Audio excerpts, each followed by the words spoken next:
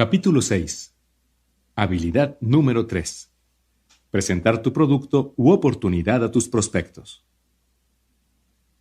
Hemos hablado sobre las primeras dos habilidades para identificar prospectos e invitarlos a conocer sobre tu producto u oportunidad. Como ya aprendiste, estarás invitándolos a revisar una herramienta o asistir a algún tipo de evento. Si van a revisar una herramienta por ellos mismos y no estarás ahí, no hay nada que puedas hacer. Solamente realiza un seguimiento cuando dijiste que lo harías. Si estás personalmente ahí, hay algunas cosas que necesitas entender, y una de las más grandes es que tú no eres el problema. Esto me fue difícil de aceptar. Cuando comencé, yo leía todo lo que podía, escuchaba todo lo que podía y asistía a todas las sesiones de capacitación que podía.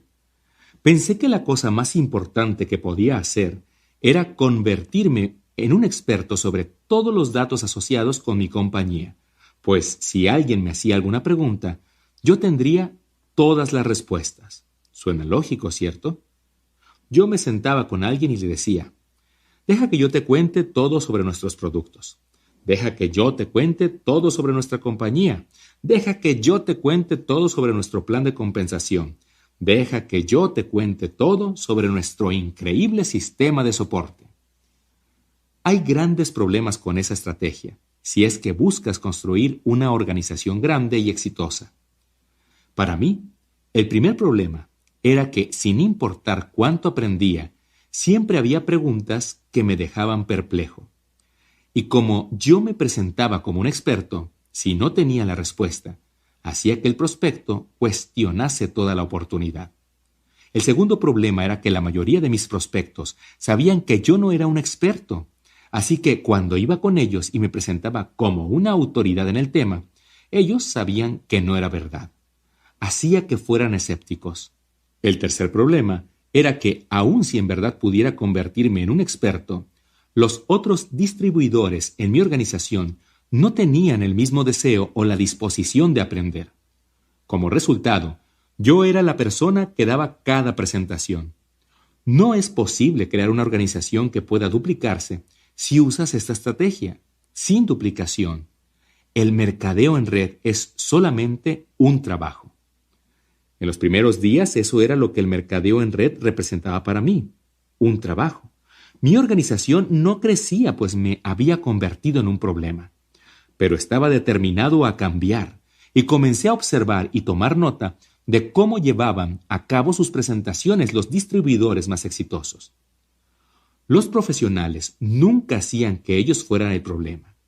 Más que eso, ellos nunca se presentaban como un experto. Ellos actuaban como un consultor que conectaba al prospecto con las herramientas, con los eventos o con otros distribuidores para ayudarlos a educarse. Si el prospecto hacía una pregunta, ellos le guiaban a la respuesta, pero no le daban directamente la respuesta. Esto me desconcertó hasta que comencé a entender la duplicación. Los profesionales sabían que podían firmar a la persona si la asombraban con su conocimiento y experiencia, pero también sabían que tomaría mucho tiempo para que su nuevo distribuidor pudiera hacer lo mismo, así que encontraron una estrategia más sencilla. Fue alrededor de este tiempo que escuché un concepto que se ha quedado conmigo desde entonces. En el mercadeo en red, no importa lo que funciona, solamente importa lo que se duplica. Este debe ser un principio que guíe a cada profesional del mercadeo en red. Los profesionales usan herramientas en lugar de su propia sabiduría. Los profesionales usan los eventos en vivo en lugar de sus propias presentaciones. Los profesionales usan a otros distribuidores para proporcionar los datos en lugar de proporcionarlos ellos mismos. Los profesionales no se presentan como profesionales, solamente invitan a las personas a aprender acerca del producto o la oportunidad y permiten que sean recursos de terceros los que terminen por proporcionar la información. Los profesionales traen consigo pasión, entusiasmo, emoción y convicción. Si alguna vez observas a un profesional trabajando, apreciarás un fuego en ellos que es contagioso. Asegúrate de que esa pasión, entusiasmo, emoción y convicción sean tu prioridad. Y después, invita de manera profesional y deja que los recursos de terceros hagan el resto. Además de aprender cómo presentar tu producto u oportunidad de manera efectiva durante tus esfuerzos personales de reclutamiento, también es importante aprender cómo presentar tu oportunidad a grupos de personas. Lo he escuchado decir y pienso que es verdad. La persona con el marcador hace el dinero. En otras palabras, la persona al frente del salón dando la presentación usualmente tiene un ingreso por encima del promedio. Cuando comencé estaba aterrorizado por hablar frente a otras personas, pero tenía ambición. Y como todos decían que esta era una habilidad importante, estaba determinado a dominarla. Comencé por aprender a dar una declaración corta y efectiva. Aprender a contar historias era muy valioso para hacer crecer mi negocio, y lo ha sido hasta la fecha. A las personas no les interesa qué tanto sabes, pero sí les interesa saber tu historia, siempre y cuando no los aburras a morir. Yo trabajé en mi historia durante un tiempo y después de cambiarla 1 o 2 veces, esto es lo que obtuve. Hola, mi nombre es Eric Ward y soy un fracasado retirado. Para cuando cumplí los 23 años de edad, yo ya había tenido 18 trabajos y estaba comenzando a pensar que mi futuro no sería bueno. Estaba avergonzado por mi falta de resultados y estaba buscando desesperadamente una manera de hacer algo con mi vida. En enero de 1988 fui introducido al mercadeo en red y fue algo que cambió mi vida. En lugar de tener miedo del futuro, ahora estoy emocionado. Y después agregaba lo que fuera apropiado en base a mi nivel de éxito en ese momento. El tema de mi historia fue: si yo pude hacerlo, cualquiera puede hacerlo. Y funcionaba. La usé todo el tiempo, en reuniones en hoteles, en reuniones en casa, en llamadas en conferencia, en todo. Sin importar cuál sea tu historia, puedes crear una historia convincente.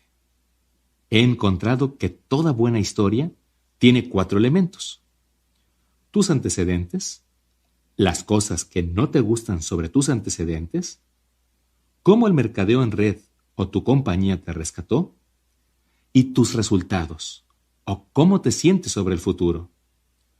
Tómate tu tiempo para crear tu historia y comienza a contarla en cada oportunidad que tengas. Después decidí dominar la presentación sobre la oportunidad de mi compañía. De nuevo, el concepto de modelar personas exitosas entró en juego. La persona de mayores ganancias en mi compañía era extremadamente poderosa y efectiva. Además, él daba exactamente la misma presentación cada vez, palabra por palabra. Así que grabé su presentación y la transcribí a mano en un cuaderno.